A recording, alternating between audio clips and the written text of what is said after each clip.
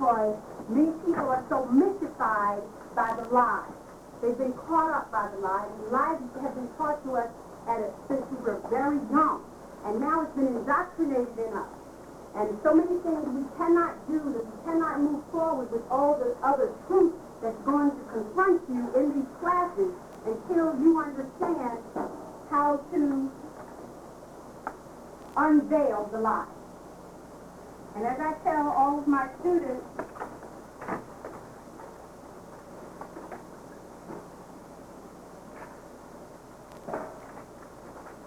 and why I have this here, lies revealed. Some of you already know this. And unveiled. V-I-E, y'all have to help me with spelling sometimes. Right? V-E-I. V-E-I. That looks better. V-E-I. Now, what's the difference between these two words? Re means to do again. So whenever you see the word reveal, they're hiding again. Hiding the truth again. To reveal. So when you see unveiled, that's when the truth is being told, and you most likely will not see the word unveiled. So on that note, tonight, we're not going to reveal, we're going to unveil the truth. Islam. So you think your ancestors were from Africa. This is a very interesting term, Africa. Where is Africa? Let's talk about, where is Africa? Here? That's right. Africa, you're in Africa right now. Let's talk about these people for a minute.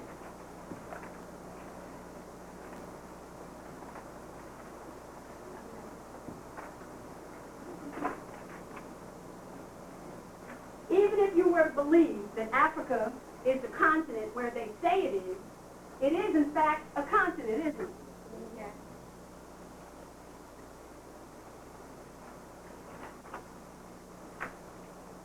If you were to in fact believe that America is a continent, what do we have?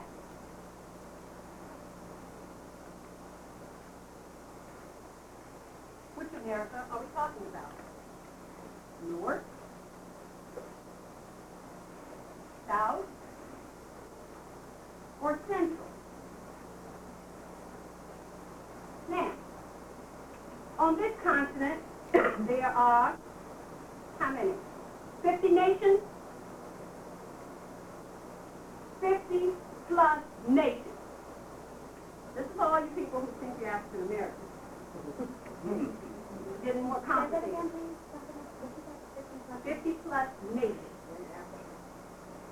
In the Americas, right, there are 32 nations. So when you say you're African American, what are you saying? What are you saying? That you have a choice of over 82 nations? That you have a choice to come from? What does that mean? It means you're confused. Okay? Now then, you have these people, and I want to deal with status for a minute before I even get to the outline, which is very extensive, and I'm going to move very fast because we have like 3 hours to do this class. For these people, and some of you this is familiar, they say what? The majority of the people in this country who are black are from Africa. Right? Is that what they say? Now, black is an adjective.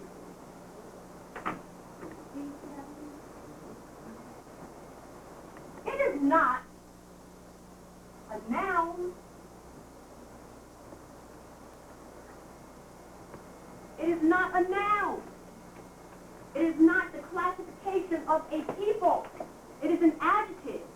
An adjective is used to describe a noun. Okay? So black is a status category. Now then, for all those people who are in the status category of calling themselves black, if they are from Africa, how did they get here? And if black is an adjective, what word would you use to adequately describe these people? Right? Do you define yourself by a color is the first question. No, you don't. You describe things. We as people, we're supposed to be divine beings. Would you describe a divine being by use of color, the word black? Let's look at another term for a minute. Let's remove this word African and let's say, ooh, Native American. There's one. So if you're native to America, which one of the Americas are you native to? Because the law of the world, and I'm starting you off on something very elementary, and understand when I say, it's based upon the law of nations. If you're a Native American, then what nation do you belong to? If you want to be in that category. Yes. You see, the point I'm trying to get you to see is we've got a long way to go, people. This is just the beginning. That if you call yourself any of these right here, you can't find where you come from. You can't find your family. You can't find your ancestry. You do not have a language. You do not have a law. You do not have a culture. You do not have a government. You do not have a flag. What do you have? Oh, faith. You got faith. All right. Let's get rid of them. One thing we know about Africa today, and let's go back for a minute. Would you believe that 50 years ago, the political maps that we look at today were not the political maps of 50 years ago? Yes. New countries, new nations have been added, and nations have been deleted from those maps. Would you agree? So let's go back to the time period when slavery supposedly began, which they would say in the 1500s, and it was really, I say from the 1400s to the 1600s. They go all the way back to the 1200s, in some, depending on what book you read. And the numbers, and we're going to talk about that, are extremely high. They're in the tens of millions for how many slaves came across the Atlantic in the Middle Passage. So if you were to look at a map, which I happen to have another map here tonight, if you were to look at a map and say, for example, let's talk about Columbus and say, Columbus said he came across the Atlantic and he found these people and he called them Indians because he thought he was in India. I challenge any of you to look at a map of 1492 and see where India is on that map. I don't have to lie to you. I don't have to make up anything at all. Go to a map and see where India was. See where India is today. Because those people over there in India, what you think is India, and this is not the class for those people who had it, okay, just, hold your tongue.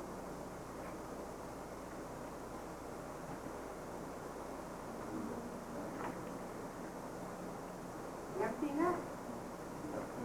Hindustan is the name of the country. No, they know that, didn't you? You gotta spell that right. Maybe it's Vallahra. Vallahra is the name of the land.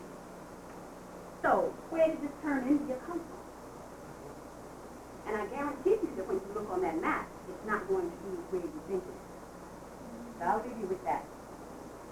Now, let's go here to our outline. So you think your ancestors were from Africa. Number one, Africa it's not a stable continent. All the different nations in Africa, they're not stable today. They don't have stable economies. They don't have stable gross national product. Here, let's hold it so when people come in.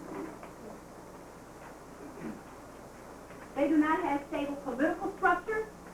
They do not have stable educational systems. Yet we say with pride that we came came from there.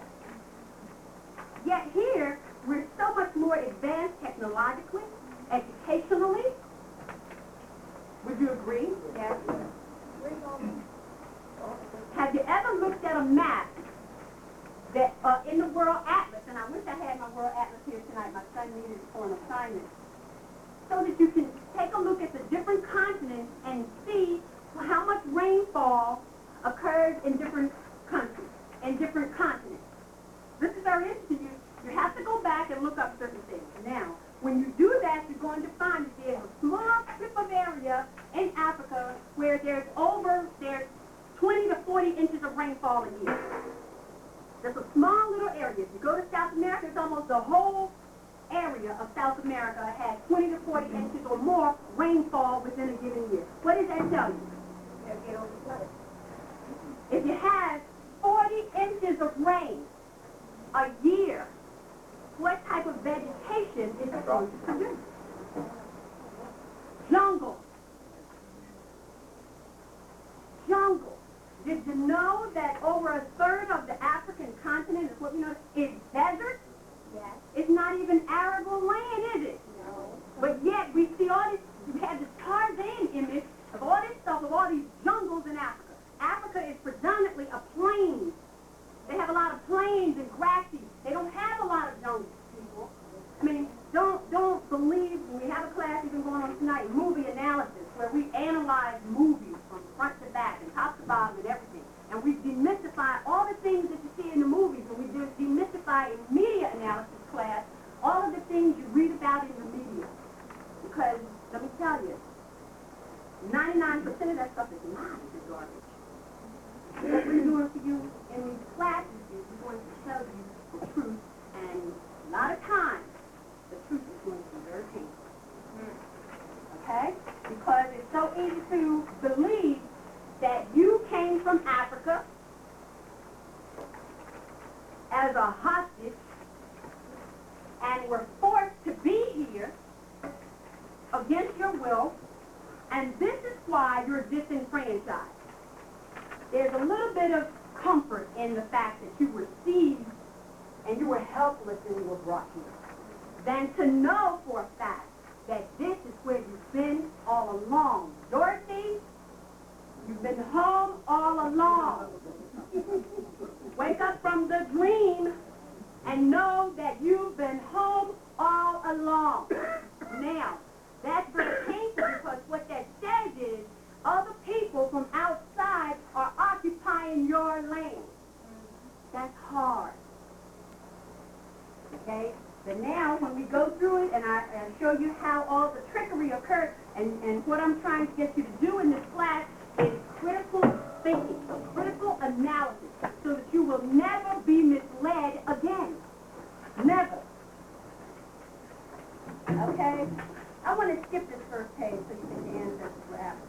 Because we're going to talk about all those things throughout the course of the album. And for some reason, mine is stapled back. Yes, everybody Is is. it? Yes. Everybody is. Okay, so please, let's do this because let's straighten this out.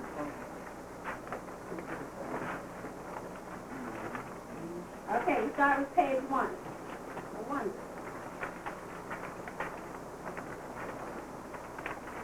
The logistics. Anybody in here not familiar with the term logistics? How you move cargo, people, equipment, everything from one place to another, logically, without interference, and smoothly and fluidly. That's what we're talking about, logistics, okay? So let's talk about the sea conditions for a minute. Is there anyone in here who's been in the Marines or in the military, in the Navy, out at sea? And you'll really be able to identify with them. Most people who've never been out on the water extensively don't understand that the temperature conditions when you're out on the water are dramatically different than the temperature conditions on land. It's hotter out there on the water when the sun is beaming, and it's colder out there on the water at night than it is on land. Land has the capacity and with the trees and everything to absorb the cold and to absorb the heat. But when you're out there, even if you're on a boat, it's easier to get sunburned than if you're on land. Okay? Storms.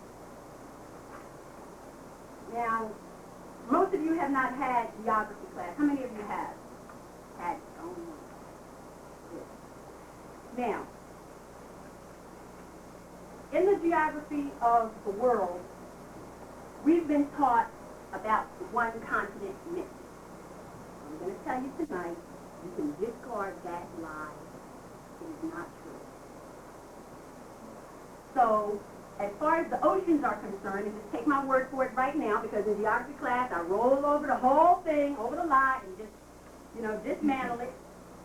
And one thing that's a fact is that the oceans were the land masses rather, were further apart 300 years ago than they are now. Not because of continental drift, but because there was more water on the planet than there is now. How many of you have had astrology class? Do you understand what I'm saying? So, any condition talking about the sea, you're talking about a much more expansive sea than we have now. You're talking about a larger area to cross over to get from one land mass to another. So when you have these boats, how many of you have ever seen, here's a good question, how many of you have ever seen a replica of a slave ship? You have. Where did you see such a thing? You saw a replica of a slave ship. Which was the picture, it wasn't... No. Okay. When I say, I'm talking about a life-size model. I know, because if you raise your hand, I'm going to call you a liar. Because it doesn't exist. And if you've ever been to the Blacks in Wax Museum in Baltimore, they have a little version of one where you walk down and the guy saying, the sailor saying to the captain, yeah, we got a whole load of slaves coming on board now. Have y'all been there? Yeah. And what? And you hear the guy say that as well? Yeah. Well, he's telling the truth. But he's not talking about the past. He's talking about the present. Okay? Now, so when we talk about the sea conditions, I have to qualify this for a minute. How many of you have ever seen a life-size model of the Niña, the Pinta, and the Santa Maria? You went down there to Jamestown and saw that? No. Where did you came to Philadelphia. They did. Okay. You saw how small they were. Or about the length of this room. That's about it. I'm only saying that to qualify the size of the boat. I don't want to say shit. No. Size of the boat. So these people traveled on them. Now, if you look at the size of the boat and you say out on the ocean, and also let's qualify this because I have worked on aircraft carriers. How many of you have ever seen an aircraft carrier? For those of you who haven't, it is a monster. 10 stories high. In fact, I took, Farmy and I went down to Virginia. We were coming down towards the dock, towards one of the carriers. I don't know, I want to say the Kennedy. And as we were coming down, I said, there's the carrier right there. And he's looking everywhere. Where is it? Where is it? It's right in front of you. He couldn't see it because it looked like a building. It's huge, huge. And have you ever seen on television or on a movie how an aircraft carrier is out on the water and the people have to strap themselves down to the deck with the safety cable, right? You call it a harness? It's a harness. Yeah, around them a harness. Why? Now, they're on an aircraft carrier, people. They're on an aircraft carrier that sits, what? You've been in the Navy? 10 stories above ground? 10, how many? 6 or 10? 7 stories above. It's 7 stories. To the deck. I'm not even talking about to the tower. To the tower, you're talking about another 40 or 50 feet. Just from the water to the deck, you're talking what? 50, 60 feet. About 5,000 people. Yeah. Huh? Well, put it this way. The deck of it, one of them can't even go under the Arizona Bridge in New York City. Yes. You have to dock. And that, I don't know if you ever ships. go over the Arizona Bridge. You won't. I can imagine. You can't go under the Arizona. Right. Y'all understand how big we're talking? Yeah, I do. Okay. And then the men have to strap themselves down to the deck to keep from being washed overboard. So, yes, ma'am. So, if you're on a boat the size of this room. If there's a storm come along, do you think the people stand a chance? You're talking about, when we're going to get further down, you're talking about a lot of time that they're spending out on that water. Okay? The currents and the wind. When you talk about sailing, when they were having all this slave trade, I don't recall, did they have motorboats? No, I didn't think so. So, if you're dependent on wind power to be able to set sail, what do you do, what happens when your boat doesn't have a strong gust of wind to take it out? Okay, here you go. They had a slave, supposedly, right here in Philadelphia, a docking for a slave. Now, before they can get out to the Atlantic Ocean, what waterways must they traverse? The Delaware. And once they come down to Delaware, then what? The Chesapeake Bay. Then they get to the Atlantic. And they got a ways to go down to Chesapeake Bay even. What, a couple of 100 miles? Right? At least a couple of hundred, I'd say about 300 miles, actually, okay? Now, they need a good gust of wind just to get out the river. And they're depending on wind power. So if you're dependent upon wind power, and more than that, you're dependent upon the current and the tide to be able to even set sail. And more than that, you're dependent upon the currents and tides while you're out there. You're dependent upon the currents and the tides to be able to dock when you get to your destination. Unlike carriers, when they get to a certain point close to the shore, tugboats have to go out. They have to shut all the engines off. Tugboats have to go out there and pull them in. Because y'all know there's no reverse on a ship, right? You can't back up. Like, you know, right? Anybody know about an aircraft carrier having reverse? And so when you talk about wind power, you talk about shifting wind. So you cannot even look at the stars and say definitely that just because you even know how to use the astrolabe, which is a joke into itself, to gauge your destination and your location, then you have to depend on the wind to take you in that direction. I mean, I know they shifted the sails and all that kind of stuff like that, but suppose you're out there in the middle of the ocean and the wind just stops blowing. You're in trouble. You're in trouble. Okay, suppose you're out there at night. And, suppose you're out there at night and it's raining, which means it's overcast. There's no stars to read. There's no stars to read. And it's raining, so you know if it's raining, there's high waves. Right? You can't use the stars. It's cold. Okay? Now let's talk about the animals and the creatures. This is a very interesting one because supposedly on the slave ship, and I have to qualify this because I always have to tell people I'm no artist. But this is a slave ship. We're looking down on this ship, right?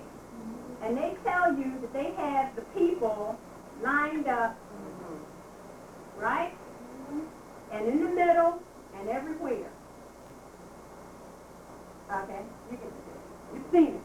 You've seen the drawing. They didn't have any photographs.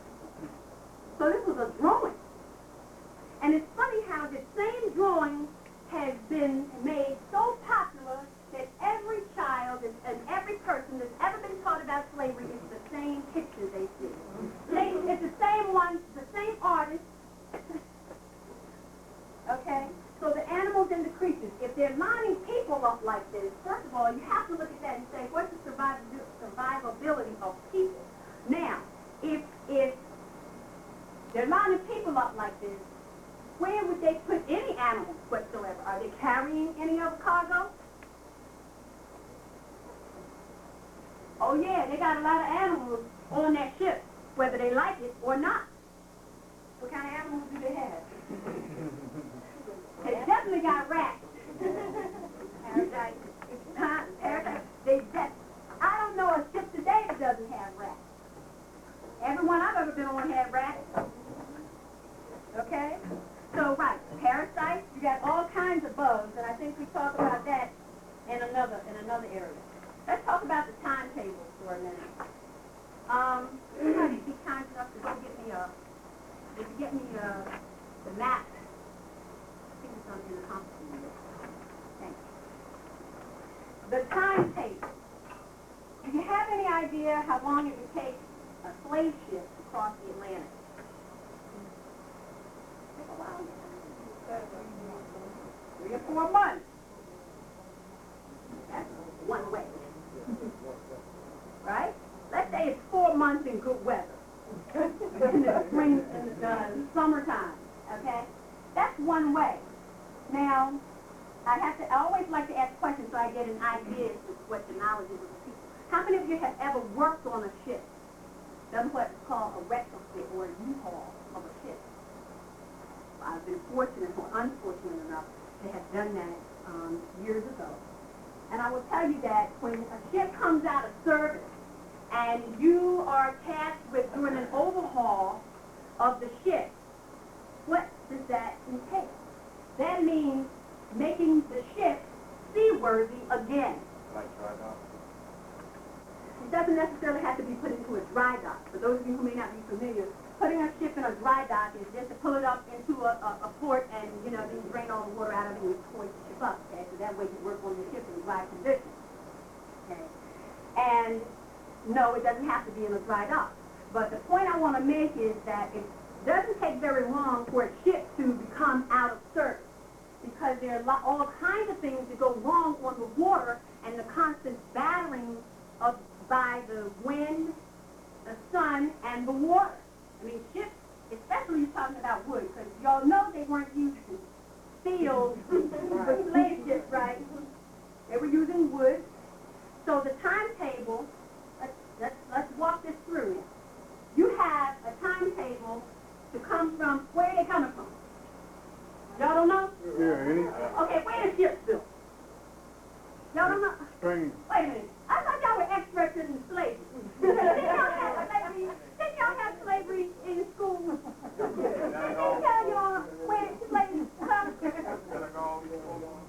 They were built, the ships were built there? Huh? Where were they built? They were built in Okay, Spain. that's Europe. There you go. Thank you. They're built in Europe. Let's say that. This is the story they tell, huh? Didn't they tell y'all the story the ships were built in Europe? They're European ships? So let's say the ship, wait a minute, this is even better. Let's say the ship is coming from, can y'all see this? The ship is coming from Europe, because that's where people are from, that's their origin. They're coming out of here, and these little places up in here, right? And they have to travel down this coast down here to go get slaves, right? How long is that trip? We're going to add it up. How many months does it take them to get from, I don't know, Portugal, let's say London, huh? To get all the way down around in here where they say the majority of the slaves came from. A month? It's about 3 months. 3 months. Okay, there you go. Okay, they get down here. Let's just suppose, because we have to add some assumptions to the story just to get to the end. Let's suppose all these slaves are ready and waiting. and they're waiting to go over here to be slaves. So they're right there and they're waiting for you to pick them up. And so how long do you think it should take you to be able to board them all and all your cargo and everything you need to make this trek across the Atlantic? Another month. A month. Is the size boats we talking about? Yes, because understand, one of the things that must happen, they've been 3 months on the sea already. Yeah. They're going to have some overhaul they have to do to make that ship capable to come across that ocean. Does that make sense? Yeah. They've just been 3 months. Some boards may be loose, a sail may be torn, ropes have broken. You understand? It's going to take them a month. So wait a minute, they didn't have mass assembly now, so we're not talking about having thousands of ropes ready sitting on a shelf. We're not talking about having sails already in the factory. All you have to do is go pick picked one up. Better yet, it's been ordered and waiting for you. Okay? So then, they got everything ready. Everybody's boarded up, ready to go. How many months? Let's say good weather, they got 4 months. Now, once they get over there, let's say they land up here, let's say they went to the Bahamas. And so they over here in the Bahamas somewhere, and it has taken them about 4 months to get there, which I tell you it's going to take longer. Let's give them, some credit and say they can do it in 4 months and whatever. They got some fast shit. Credit illegal. Hmm? Credit illegal. Credit illegal. 5 months. They used to say they used to go from Lagos to Senegal straight over to Brazil, and that was like a holding tank before they went north. It's supposed to be a current. That's why. Wait, okay. Yeah, current right. It's supposed to be a high current. Because the There great. is a current. Yeah. Fine. That's what gets them 4 months. All right, so they got that. They got credit for that already. Now they over here in the Bahamas. So when they get there, because they've been on the ocean for 4 months, they got to do some more overhaul work. Wouldn't you agree? Okay. And now it's more expensive overhaul because it wasn't just coming down the coast like they did here. They came across some treacherous waters across that Atlantic. Have any of you ever crossed the Atlantic? Not on planes. That doesn't count. All right? I ain't crossing it on either Huh? one. So they unloading all their cargo. How many months would you say it would take them to overhaul their boat and have it ready to go back across the Atlantic? Huh? I'd say 2 months.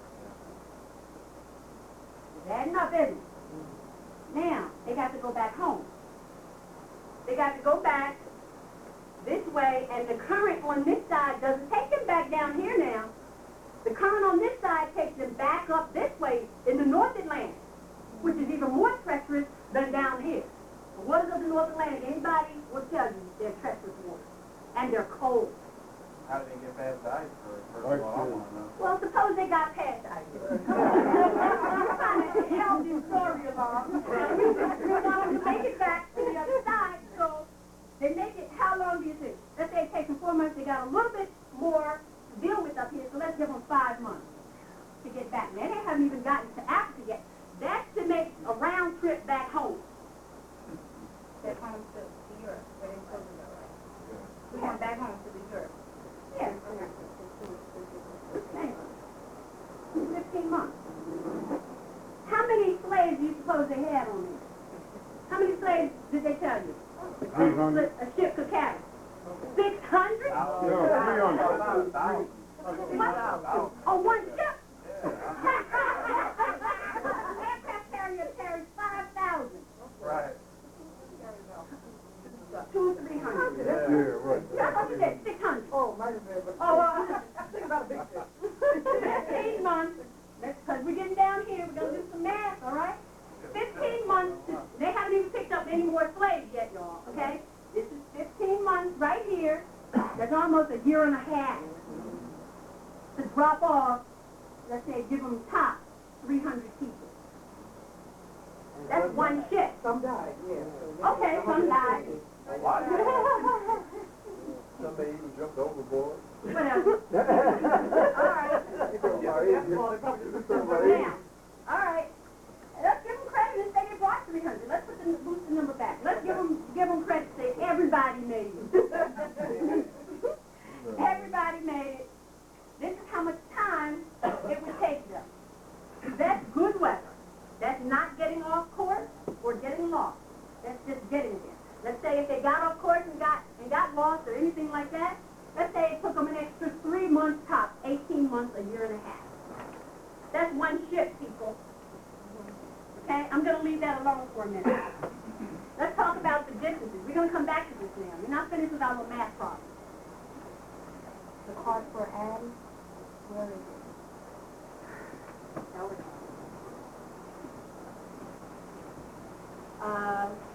sure. The distance. What's the distance they came across right here?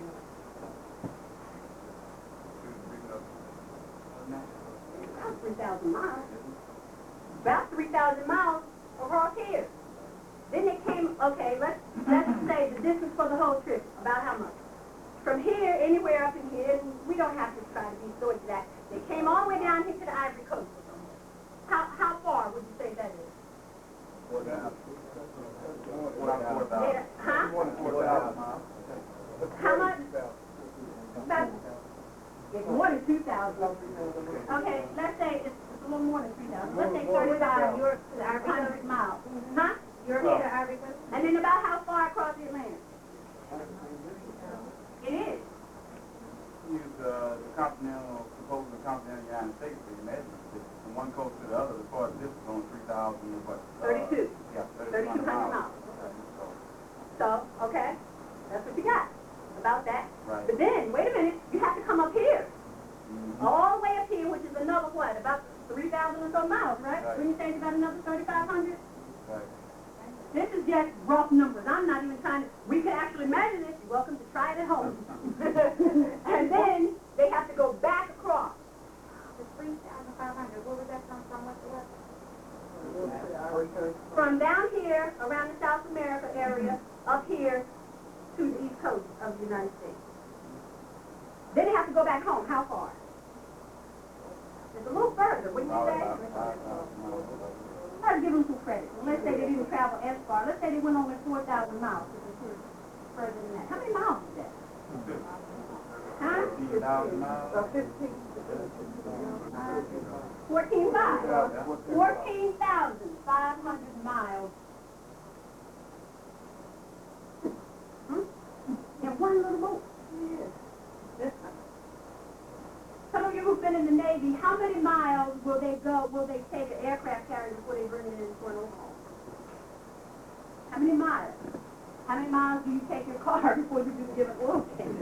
I mean, it's these kinds of things you really have to think about how many miles they traveled, all right, to make this trek. Now, I have to set a precedent with the time period and the distance so that when I discuss these other parts with you, you keep these things in mind. This is important. Now, the navigation. Are you familiar with any of the tools they use? Huh? Compass? Did they have gyroscope? Oh. What did they have? Sextant? Hmm? those things, the long things? Yeah, they had that. They had those things. Here's something that you have to understand. Now, here's the earth right here. Look at my green mark. And you're at some point on earth here. Now, all the stars are out here. And you're using some tool from here, and you're gauging your distance to any location and the time it takes you to get to that location by a star. Say it's the North Star. Do you realize that the first, how many of you have ever tried to find a star with a, now I have a telescope. And I will tell you that if you stand on, now you're not even on a ship that's bobbing back and forth, and you're on the ground, have you ever tried to look out of a telescope? Yep. Standing on the solid ground? Do you know how hard it is? You can look up just like this and say, I see that star there. I'm going to try to put my telescope on that. You cannot find it. And if you find one, if you bump that telescope just the tiniest bit, it's gone, and you'll be out there all night long trying to find it. Go over there to the Franklin Observatory and let them explain to you the complexity and difficulty in navigating by stars.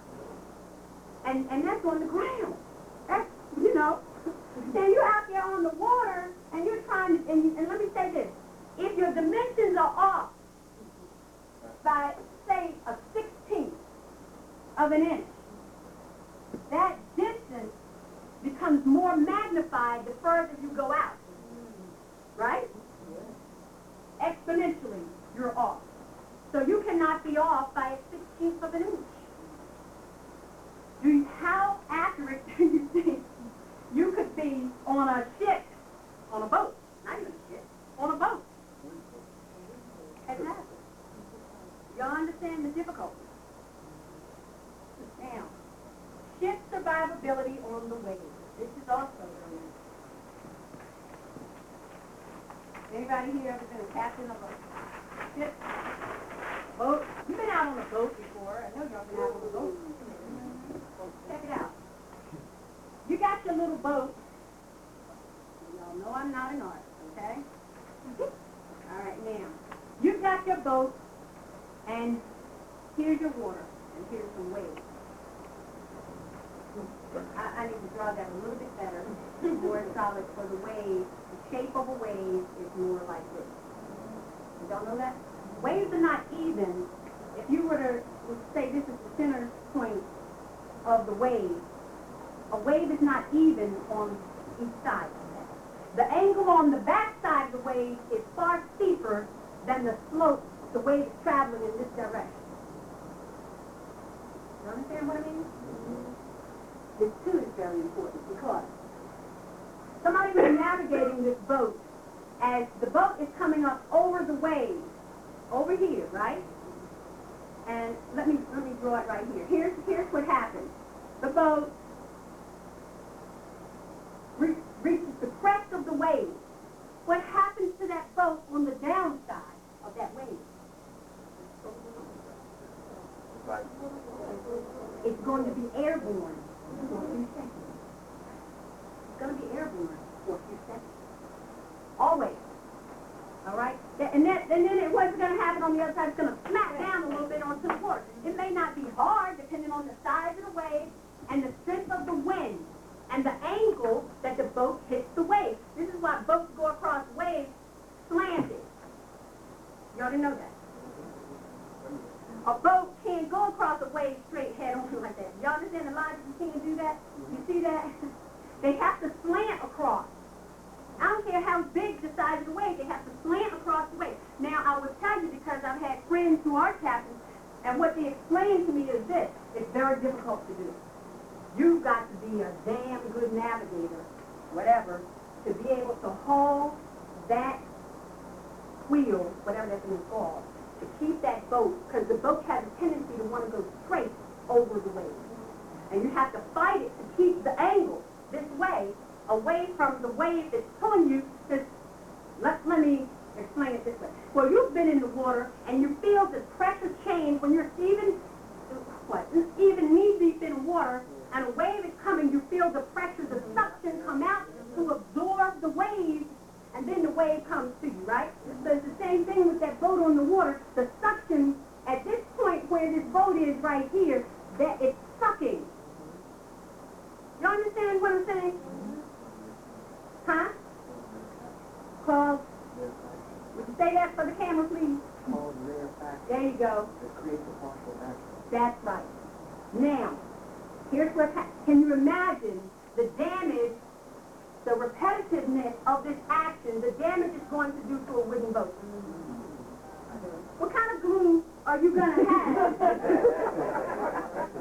I want to know. All right. That's that. You also know on ships have these boats, wooden boats, have this, there's this worms.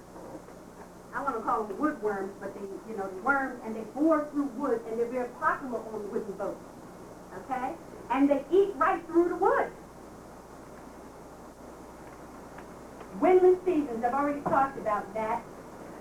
Now, if you could suppose that, say, they had some oars, and in order to get away from the shore, they'd row further out into the water, like say they would row out of the Delaware, and to get down to the Chesapeake to wait for a good wind to catch them. Okay, the height of the wave.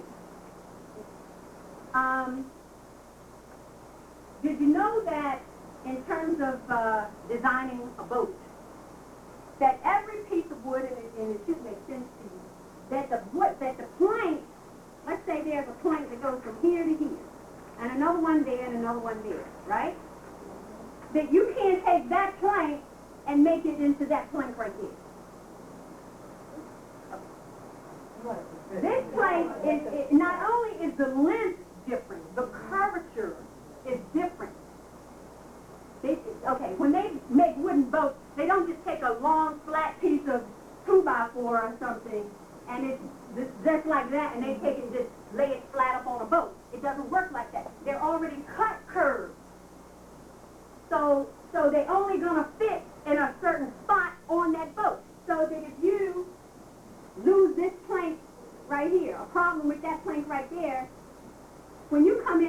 overhaul, you have to have that particular plank designed and refitted. You understand what I'm saying? So whoever's on the other side, I'm guessing that they're not already going to have one made on your boat. So that when you get there, and this adds to the time factor, that they have to replace that section. So they have to build it, they have to cut it already curved for that particular spot. And I know y'all may not be familiar with ship design and boat design, but this is fact, okay? Now, the height of the wave, say, and the reason I said that is because, let's say you're going across the wave and you lose a particular plank. You certainly can't just tell the water, okay, hold on a minute. I got to do some repairs right here. If you lose it, what happens? And it does not take a very large breach of the integrity of that hull to sink that ship, that boat. It doesn't take much. It doesn't take much. So the height of the wave is, I would venture to say, is substantially bigger than the boat they're traveling in. So they're up against some tremendous odds even to make it.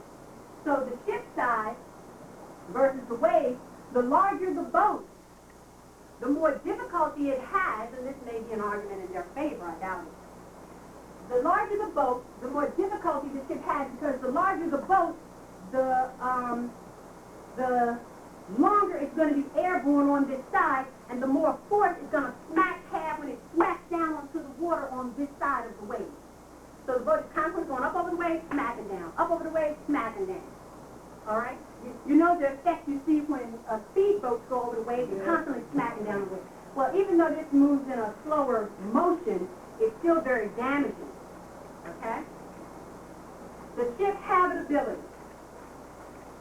Now, this is one of the most key areas right here, this one, water.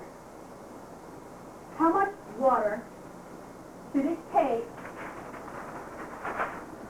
to bring 300 people 3,500 miles? How much water should you have on your boat to keep people alive? I'm not talking about the crew, because let's say, wait until we get to that. Just to keep these slaves alive, how much water would you have to have? Well, wait a minute. There's no rest stop. Okay, so when they leave Africa, what they got is all they're going to get. Now, how much water is it going to take to keep 300 people alive for 4 months and 3,500 miles? Hold you the 10 left for them.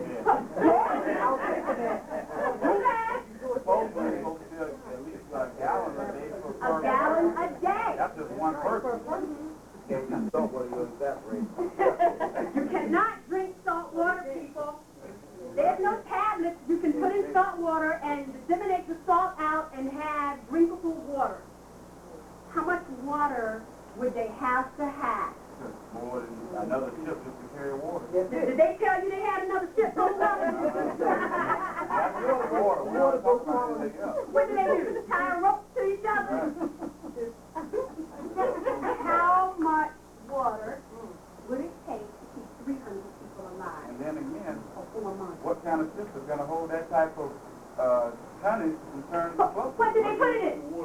What could they put it in to keep the water safe for 4 months? Huh? Wait. We're not there yet. See, you can live on minimal food. How? First of all, if you're out on the water, you taste salt on your lips all the time. The salt is going to be in your hair. It's in you taste, you feel, you smell, everything salt. Okay? Right. And it makes you more thirsty. Okay? The insects. So they have bugs. Do you imagine that they had pesticides aboard the ship to kill the bugs? Do you imagine that they could start off with no bugs. Do you imagine that the bugs will all of a sudden go into some type of hibernation while they're crossing the water so that they don't multiply?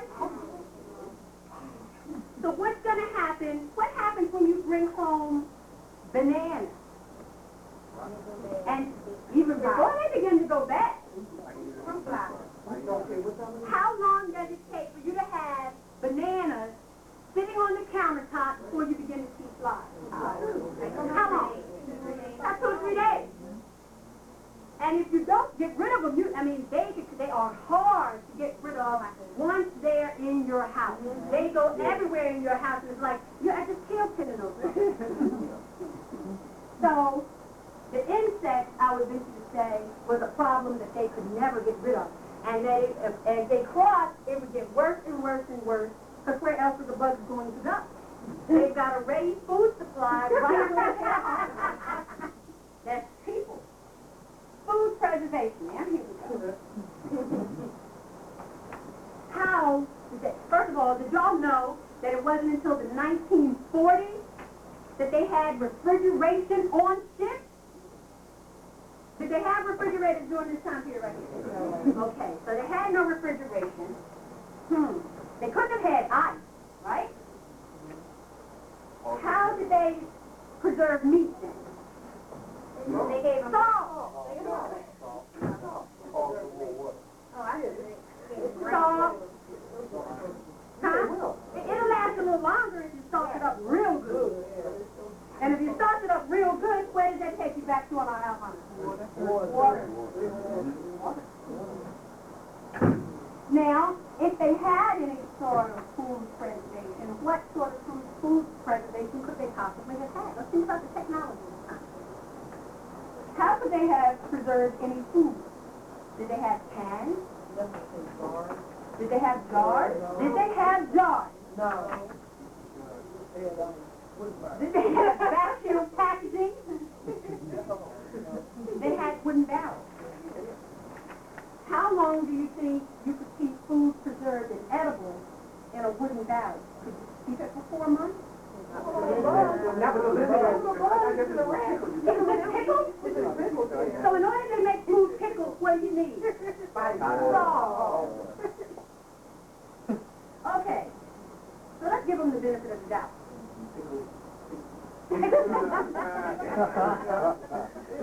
Man, they'd be dead.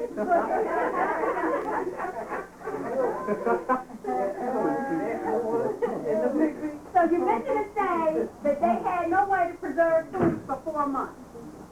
And they had no pit stops along the way. They had no guardian angels that just came and divinely put food in their mouths. Okay. So let's deal with the rodents. And we already talked about the fact that they had rats. Now, do you know that a rat's teeth continue to grow? Okay, y'all knew that. So y'all know that rats gnaw even when they're not hungry. They gnaw why? Keep it sharp. Sharpen their teeth. So they're going to gnaw on something. And did you know that they gnaw through most anything? Did y'all know that? Do you know that one of the food products that they have on ships in the case of dire emergency is those Navy beans, right? They call them Navy beans. You know why they have them? Somebody's been in the Navy. Tell them. Rats can't eat them. Rats can't eat them. They can't hold it to gnaw it. So they have beans because the rat is the only thing they can put on your ship that they can feed the people that the beans will hold. Now we're talking about steel structures. We're not talking about, because you know they, first of all, when they're cooking, y'all here to see us how ridiculous this slave story is. I'm going to tell you, my children wouldn't buy this story. So, okay, what were we talking about? Rodents. So, rats gnaw, and rats gnaw on anything. Do you know that rats will attack you? They're not afraid of you. They're not afraid of you. They will attack you. So if you got 300... What are the rats going to do? The rats are going to eat the people. Don't take but one effective bite, probably kill them. That's true. No That's next. Disease and medical supplies. Do you have any idea if, say, if you got a leg wound, how did they fix it? Chopped it off.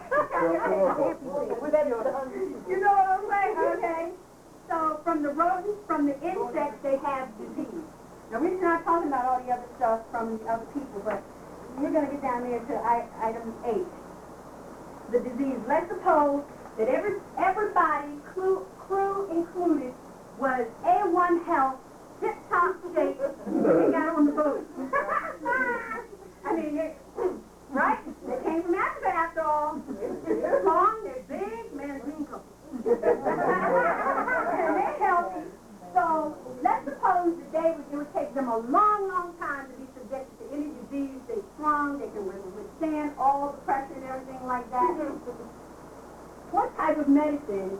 We already discarded the food supply, we already discarded the water. So let's suppose they had all this medicine on board.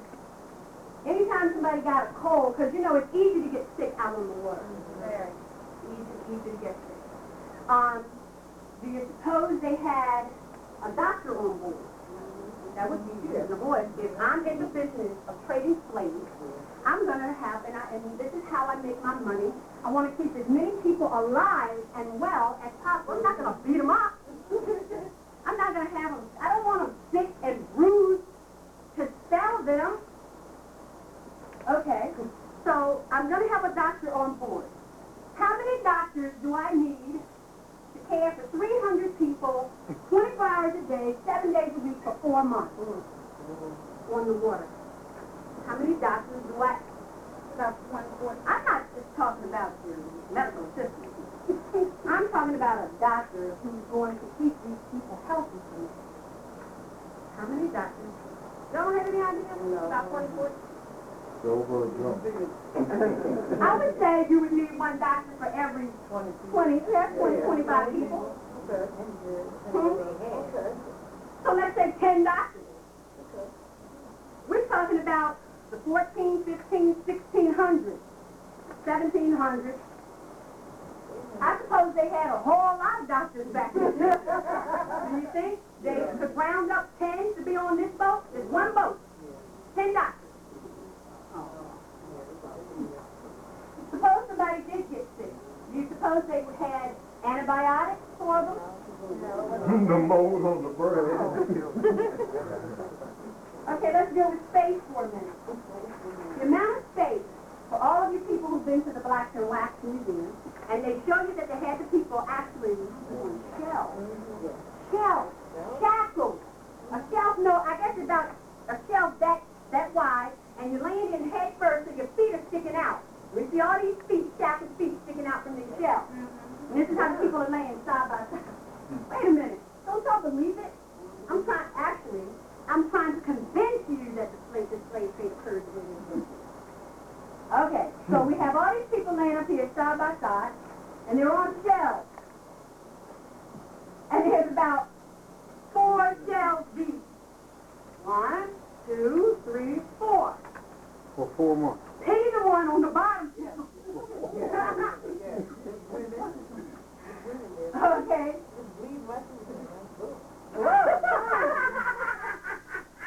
Now, in terms of the space, they did not have very much space. The space that they say, they were stacked so densely that the people could not even turn over. Have y'all heard that?